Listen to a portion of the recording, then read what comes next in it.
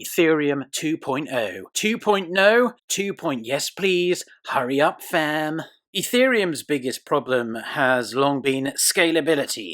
As I speak to you, ETH can only deal with roughly 15 transactions a second. Compare that to most cryptocurrencies and private old-school firms like MasterCard and Visa. They can do 45,000 transactions a second. Before we dive into the meat and bones of the video, some quick housekeeping. Not subbed up yet? Remedy that by gently caressing the red subscribe button for more crypto videos all the time. Also, thumbs up, share, and comment. Merci beaucoup. Muchas gracias. Thank you. Anyone who has sent ETH across the network knows how clunky it can get. Sometimes it sucks ass and you have to pay an ass crack amount of gas to get it through in less than 5 minutes. So yeah, not something that can continue if Ethereum wants to continue to crush. In it, too slow, no bueno, no massive adoption. Plus scaling will enable even better stuff, aka projects to be stacked on top of the Ethereum network. Security is also an issue. It has been a bit of a pain in the neck, you might say. Some other projects led to hacks and people losing their funds.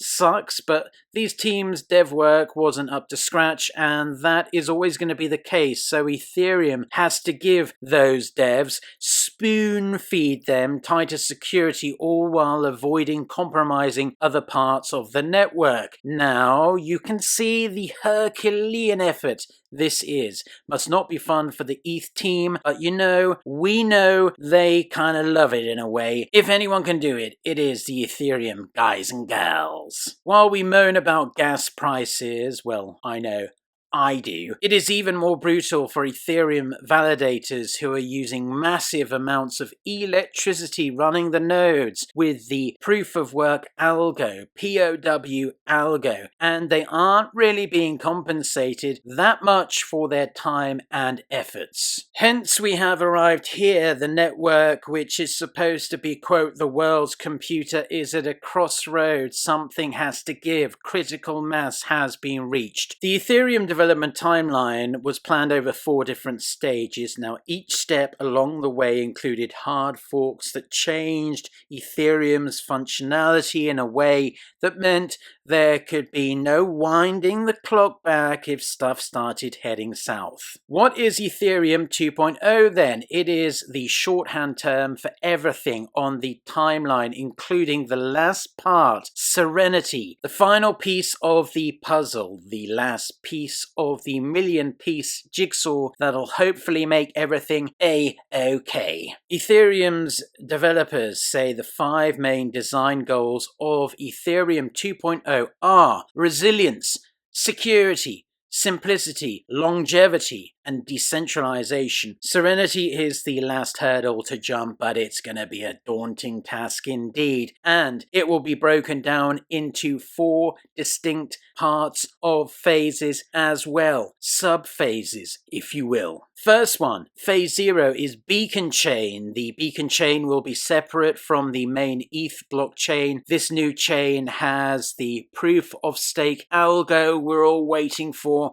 and will run in parallel with the POW ETH blockchain we have now. However, at the outset, it is not going to be supporting nada smart contracts nor accounts. It is on Beacon Chain that we will be introduced to Casper the Friendly Ghost, ETH's new POS consensus algo in action. We'll see it in action for the very first time, finally. Fashionably late to the party, but at least he or she is still going to be at the darn party, yo. There is more to this point, though, as we will see the introduction of ETH2. It will be created to reward validating transactions on the Beacon chain and also can be bought by any ETH1. This is where your magical 32 ETH comes in. If you, yes you, wanna be the Chad validator, you will need that much ETH to stake on the original chain for ETH2. Then comes the sharding. There are going to be 64 shards at the start, and this part could be particularly treacherous, as ETH could be 51% attacked, or at least be more vulnerable to it than it is now. As an observer, I use ETH all the time, but I don't have a particularly large bag at any one time. This part is going to be particularly intriguing for me. It's going to be tense times as well for holders of Ethereum. Testing is going to have to be extremely thorough to A, ward off any potential 51% attack, and B, avoid getting too centralized. After that, the proof of work and proof of stake chains, they're going to merge. It is at this point when all history of the old blockchain will switch to the new Casper proof of stake chain. And if any of y'all have ETH on the old chain, no worries, as that's going to be converted automatically to ETH 2.0 without you having to do nothing. Nothing, I tell thee. And then two will become one.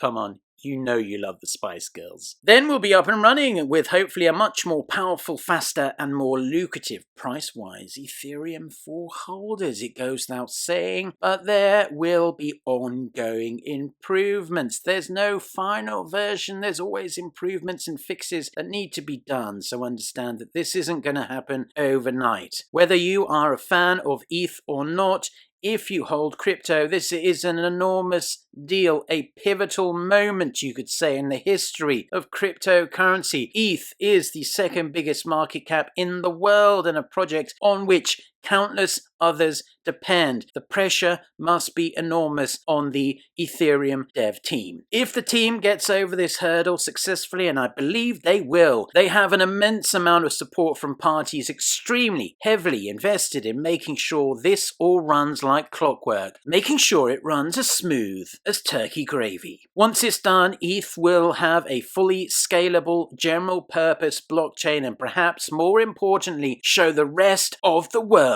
that blockchain is here and means business. You better believe it, yo. If you enjoyed this video and aren't a subscriber, click subscribe. That would be muchos apprecione. Also, thumbs up, comment, and share with your internet friends. Also, follow me on Twitter, CryptoFrog202, until we meet again. Stack the chat. Peace.